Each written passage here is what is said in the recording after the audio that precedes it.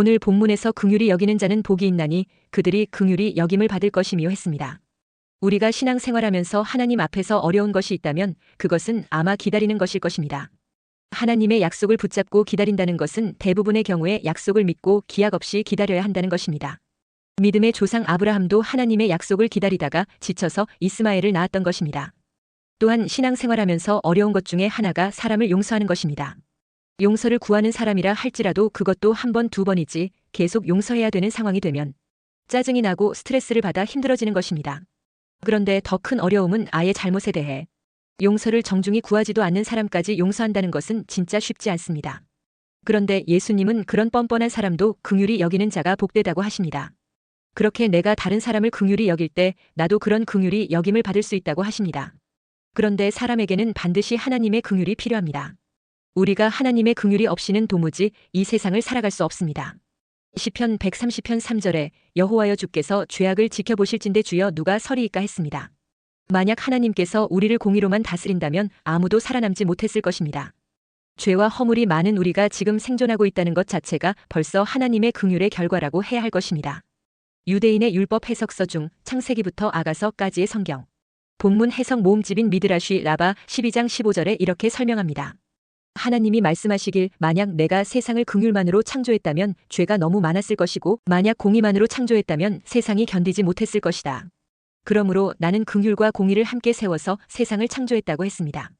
긍휼로 세상을 만드시고 우리에게 긍휼을 베풀어 주시는 하나님이 우리에게 요구하시는 것은 우리도 다른 사람에게 긍휼을 베풀어라는 것입니다.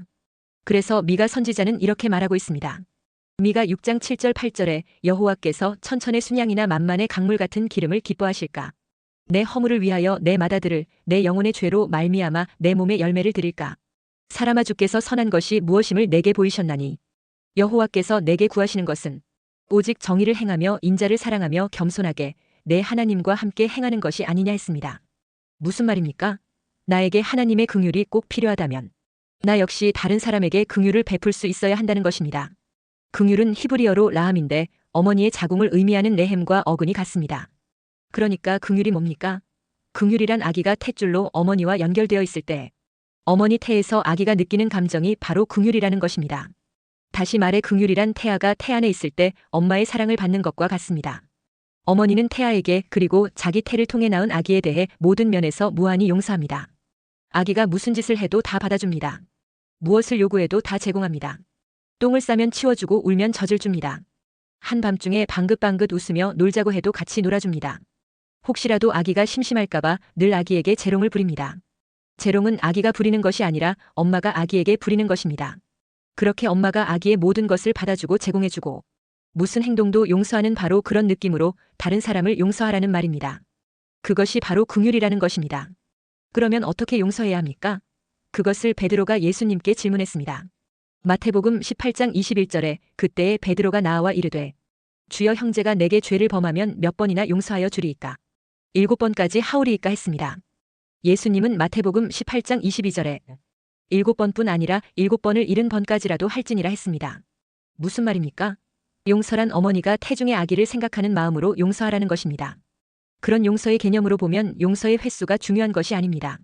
몇 번이라도 용서할 수 있는 것이 아기에 대한 어머니의 마음이기 때문입니다. 이렇게 용서하는 것이 하나님 나라의 법칙입니다.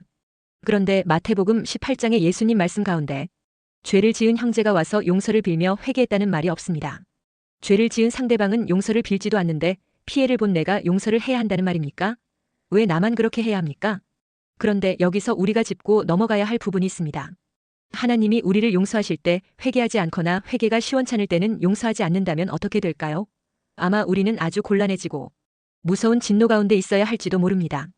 그렇다면 여러분은 여러분의 모든 잘못에 대해 하나님 앞에서 충분하게 회개하십니까? 그런데 우리는 자주 내가 무엇을 잘못했는지 모를 때가 많습니다. 그런 건망증 때문에 구약시대에는 속건제라는 것이 있습니다. 하나님에게나 사람에게 죄를 짓고 몰랐다가 나중에 그것을 깨닫게 되었을 때는 반드시 속건제를 드리라고 했습니다.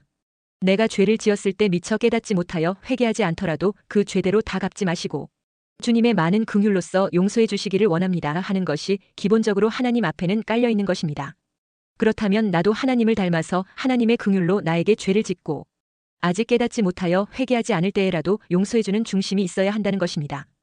그것이 바로 하나님 백성의 삶입니다. 그렇게 할 때 하나님은 나의 죄를 용서해 주시는 것입니다. 유대인들에게 미시나는 율법 규정을 요약한 교과서여 그 미시나의 내용에 대한 랍비들의 가르침을 기록한 것이 게마라입니다. 그런데 이 미시나와 게마라를 합쳐서 만든 책이 탈무드입니다. 탈무드의 샤밧 논문 151쪽 뒷장에 하늘에서 긍휼을 베풀어 주시기를 원한다면 먼저 너도 다른 사람에게 긍휼을 베풀라고 말하고 있습니다. 이런 긍휼을 누가복음 17장 3절 4절에서는 너희는 스스로 조심하라. 만일 내 형제가 죄를 범하거든 경고하고 회개하거든 용서하라. 만일 하루에 7번이라도 내게 죄를 짓고 7번 내게 돌아와 내가 회개하노라 하거든 너는 용서하라 하시더라 했습니다. 또 다른 유대 랍비의 가르침에 의하면 어떤 사람이 잘못을 하고 용서를 빌지 않으면 그 사람 앞에서 계속 얼쩡거리라고 했습니다. 그러면 그 사람이 생각이 나서 용서를 빌게 된다는 것입니다. 그런데 끝까지 용서를 빌지 않으면 그건 하나님께 맡기라고 했습니다. 그러니까 결국 다른 사람이 나에게 죄를 지었을 때 용서를 빌어도 용서하고 용서를 빌지 않아도 용서해야 한다는 것입니다. 첫째, 우리는 예수님의 긍휼이 여기시는 성품을 닮아야 합니다. 긍휼은 누가 죄를 범하거나 직접적으로 자신을 힘들게 할지라도 중심에서 용서하며 오히려 그를 위해 기도해주고 사랑으로 권면해 줄 수 있는 마음입니다. 긍휼은 갈라디아서 5장에 나오는 성령의 9가지 열매 중 양선의 마음과 비슷하지만 이보다 더 깊은 차원입니다. 양선은 악이 전혀 없으며 오직 선만을 추구하는 마음으로 다투지도 들레지도 않으시며 상한 갈대를 꺾지 않으시고 꺼져가는 심지도 끄지 않으시는 예수님의 마음을 의미합니다. 긍휼은 상대가 악을 행했다 해서 즉시 징벌하는 것이 아니라 어찌하든 구원에 이르기까지 참아주는 것입니다. 그리고 아직 온전치 못해 죄를 범하는 사람이라 해도 어찌하든 성령으로 깨우치고 진리 가운데 변화되어 갈 수 있도록 끝까지 기다려주며 기도하는 것입니다. 때로는 상대가 이유 없이 나에게 악을 행한다 해도 예수님의 마음으로 이해하고 용서하며 바른 길로 인도할 수 있는 마음이 바로 긍휼입니다. 그러므로 자기 입장에서 자기 유익을 조차 생각하는 것이 아니라 상대 입장에서 생각해야 긍휼을 베풀 수 있습니다. 요한복음 8장에 간음한 여인을 용서하신 예수님에 대한 내용이 나옵니다. 서기관들과 바리새인들은 예수님을 시험하고자 간음하다가 현장에서 잡힌 여인을 끌고 왔습니다. 그리고 예수님께 모세는 율법에 이러한 여자를 돌로 치라 명하였거니와 선생은 어떻게 말하겠나이까? 하고 물었습니다. 이때 예수님은 조용히 몸을 굽혀 손가락으로 땅 바닥에 무언가를 쓰기 시작했습니다. 그곳에 있던 사람들에게 해당되는 공통적인 죄목들을 하나하나 써내려 가신 것입니다. 그리고 이내 몸을 일으켜 너희 중에 죄 없는 자가 먼저 돌로 치라고 했습니다. 그러자 유대인들은 하나 둘씩 그 자리를 떠나고 예수님과 여인만 남았습니다. 예수님은 간음한 여인에게 나도 너를 정죄하지 아니하노니 가서 다시는 죄를 범치 말라 하시며 긍휼을 베풀어 주셨습니다. 이 여인에게는 이후로 더 이상 죄를 지을 수 없을 정도로 평생을 두고 잊지 못할 사건이 되었던 것입니다. 그러므로 우리는 이 예수님의 긍휼이 여기시는 성품을 닮아야 합니다. 레위기 11장 45절에 나는 너희의 하나님이 되려고 너희를 애굽 땅에서 인도하여 낸 여호와라. 내가 거룩하니 너희도 거룩할지어다 했습니다. 하나님께 구원받은 백성은 하나님의 거룩하심을 닮아야 한다는 것입니다.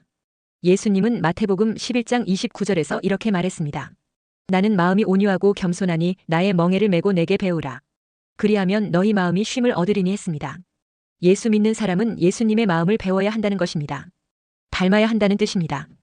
우리 그리스도인들은 자신을 창조하신 하나님의 성품과 자신을 구원하신 예수님의 마음을 배우고 닮아야 한다는 것입니다. 사도들의 가르침도 그것이었습니다. 빌립보서 2장 5절에 너희 안에 이 마음을 품으라. 곧 그리스도 예수의 마음이니 했습니다. 우리가 하나님의 성품과 예수님의 마음을 배우고 닮으려고 애쓰는 수고가 바로 믿음의 경주입니다. 여기서 우리가 하나님의 성품과 예수님의 마음을 닮고자 할 때에 빼놓을 수 없는 것이 바로 긍휼입니다. 우리도 하나님의 긍휼이 여기심을 따라 구원받았기 때문입니다. 에베소서 2장 4절 5절에 긍휼이 풍성하신 하나님이 우리를 사랑하신 그 큰 사랑을 인하여 허물로 죽은 우리를 그리스도와 함께 살리셨고 했습니다. 우리는 하나님 앞에서 허물과 죄가 많아서 영적으로 사망한 사람들이었습니다. 그런데 하나님은 그런 우리를 불쌍히 여기셨습니다. 그래서 예수 안에 있는 새로운 생명을 선물로 받았습니다. 그런데 그렇게 다시 살아나게 된 우리가 다른 사람에 대해 긍휼히 여기는 마음이 없다면 그것은 양심불량입니다. 긍휼히 여기시는 예수의 마음을 닮아야 한다는 것입니다. 마태복음 18장에 1만 달란트 빚진 자의 비유를 통해 큰 은혜를 입고도 은혜를 망각하고 있는 양심불량자를 미워하신다는 것입니다. 어떤 사람이 평생을 다해도 갚을 수 없는 1만 달란트의 빚을 임금에게 졌습니다. 갚아야 할 날이 이르렀으나 갚지 못했습니다. 그러자 임금은 빚을 갚지 못하는 그의 처지를 불쌍히 여겨서 그 1만 달란트의 빚을 탕감해 주었습니다. 빚을 탕감받은 사람은 기분이 좋게 집으로 돌아가다가 동네 친구를 만났습니다. 그런데 그 친구는 100데나리온을 빌려간 이후 아직 갚지 않은 친구였습니다. 탕감받은 이 사람은 다짜고짜 친구에게 빚을 갚으라고 요구했습니다. 그러자 그 친구는 조금만 더 기다려달라고 간청했는데 그만 고소하여 감옥에 넣어버렸습니다. 그런데 어느 날 이 소문이 임금의 귀에 들어갔습니다. 임금은 탕감받은 사람을 불러서 말했습니다. 나는 빚을 갚지 못하는 너의 처지를 불쌍히 여겨 그 큰 빚을 탕감해 주었다.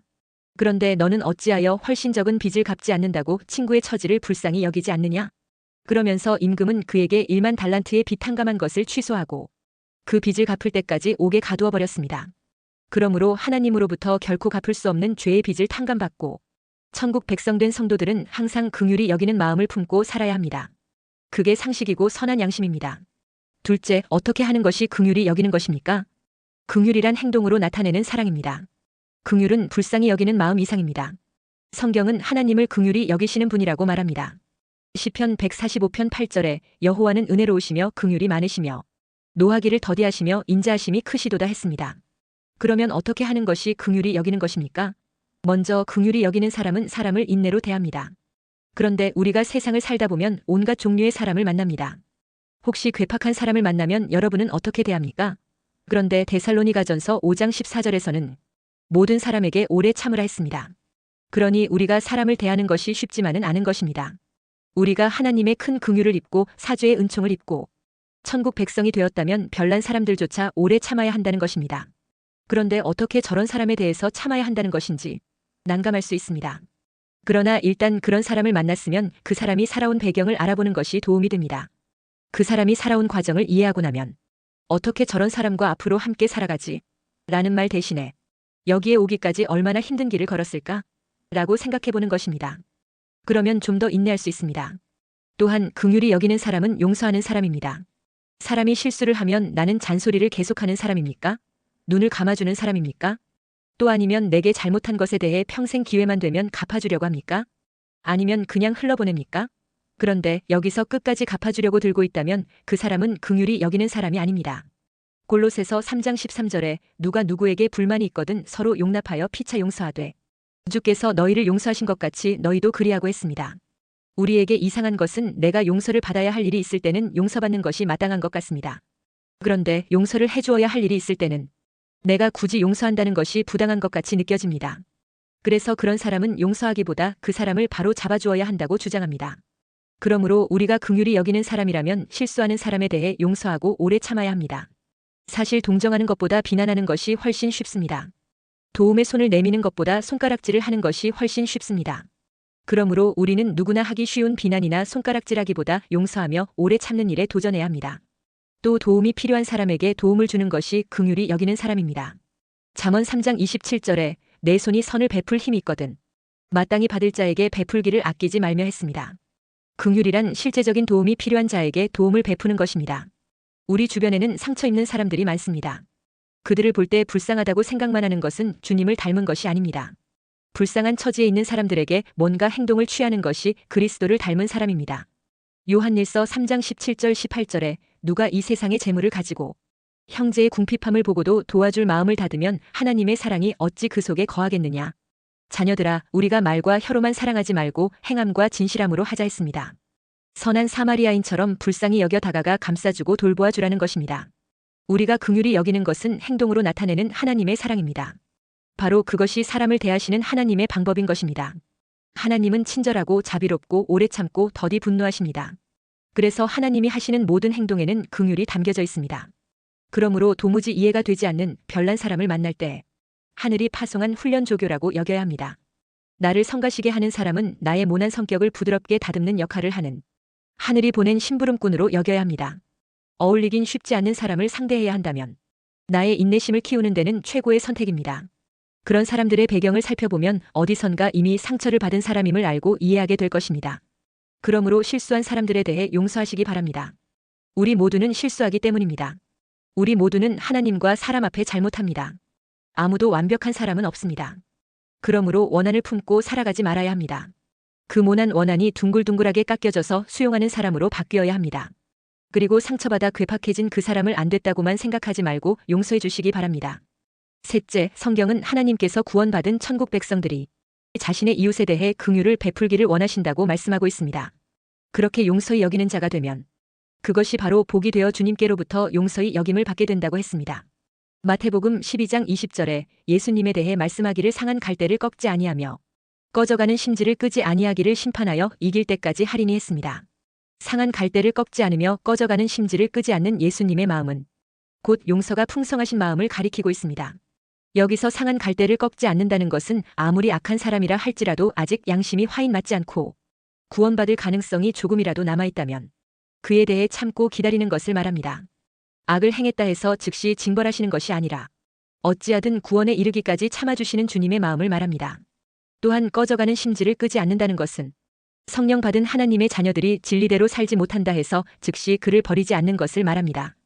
아직 온전치 못하여 범죄하는 사람이라 해도 어찌하든 성령으로 깨우치고 진리 가운데 변화되어 갈 수 있도록 끝까지 인내하며 인도하시는 것이 주님의 마음입니다. 우리가 이러한 주님의 마음을 배우고 따르는 자들이기에 누가 우리에게 악을 행해도 이해하고 용서하려고 하는 것입니다. 궁극적으로는 그를 바른 길로 인도하고자 하는 것입니다. 이것이 바로 긍휼입니다.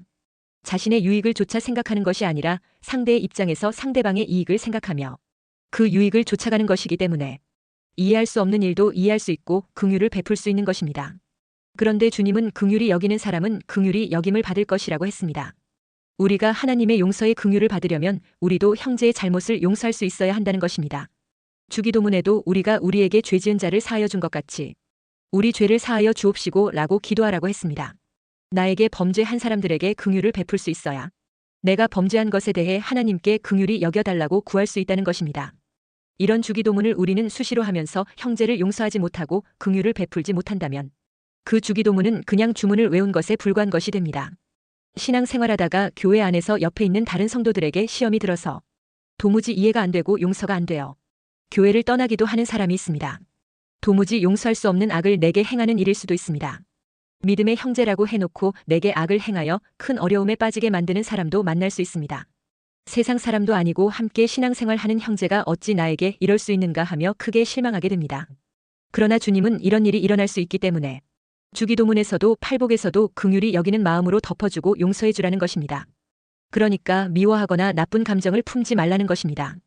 그냥 덮어주라는 것이 아니고 다만 그가 하나님 앞에서 합당하지 않은 것은 돌이키도록 권면하고 진리로 변화되기까지 기도해 주라는 것입니다. 긍휼은 어떤 의미에서 사랑의 징계입니다.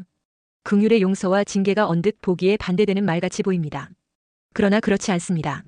징계의 긍휼은 미움이나 정죄함으로 행하는 것이 아니라 사랑으로 하는 징계인 것입니다. 그러므로 그것이 결국 상대를 변화시키며 살릴 수 있습니다.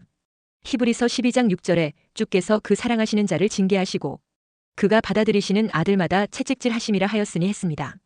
그리고 히브리서 12장 6절에는 징계는 다 받는 것이거늘 너희에게 없으면 사생자요 친아들이 아니니라 했습니다. 하나님은 사랑하는 자녀에게 때에 따라서는 사랑의 징계를 행하시기도 합니다. 징계에서라도 진리로 행할 수 있는 자가 되게 하여 구원받게 하시는 것입니다. 어느 날 자식이 부모의 것을 도둑질한 것이 발각되어 부모가 꾸짖자 자녀는 자신의 잘못을 인정하고 다시는 안 그럴게요. 용서해 주세요. 눈물로 회개합니다. 그러면 대부분의 부모는 이번에는 용서해 줄 터이니 다음부터는 그러지 말아라 하며 주의를 주고 용서합니다. 이것이 용서의 긍휼을 베푸는 것입니다. 그런데 그 자녀가 말로는 회개한다 하면서 계속하여 잘못을 범하고 있다면 부모는 어떻게 하겠습니까? 그냥 말로는 안 되는 것으로 알고 이제 엄하고 징계하게 되는 것입니다. 징계에서라도 돌이키게 해야 하기 때문입니다. 우리가 잘못을 범한 사람에 대해 긍휼을 베풀고 용서한다는 것은 쉽지 않습니다. 쉽지 않지만 우리는 그 길을 추구해야 합니다. 우리가 긍휼한 마음을 가지고 문제 있는 사람을 용서하려면 어떻게 해야 할까요? 먼저 하나님께서 나를 용서하신 사실을 기억하고 묵상해야 합니다. 또한 동시에 주님이 나를 용서하신 사실을 묵상하는 것입니다.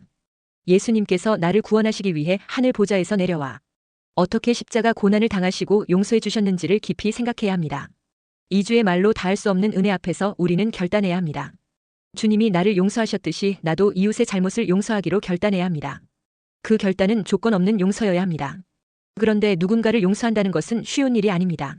내 힘 내 능력으로는 안 됩니다. 그래서 기도하며 은혜를 구해야 합니다. 용서의 달인 되시는 주님의 도움이 필요합니다. 그 도움을 요청하는 것이 바로 기도입니다. 그러므로 기도하는 사람은 용서할 수 있습니다. 사실 어떤 면에서 용서는 나를 위해 하는 것입니다. 용서 못하는 마음은 사단의 마음입니다. 우리가 용서를 안 하면 내 마음을 사단에게 내어주는 것이 됩니다. 사단에게 마음을 빼앗기면 하나님의 복을 받을 수가 없기 때문에 긍휼과 용서는 곧 나를 위한 것입니다. 그러므로 선하고 아름다운 긍휼의 향기를 풍기면 많은 사람에게 위로와 생명을 줄 수 있습니다. 긍휼과 용서로 하나님의 축복하신 가운데 풍성한 삶을 영위하시기를 주님의 이름으로 축원합니다.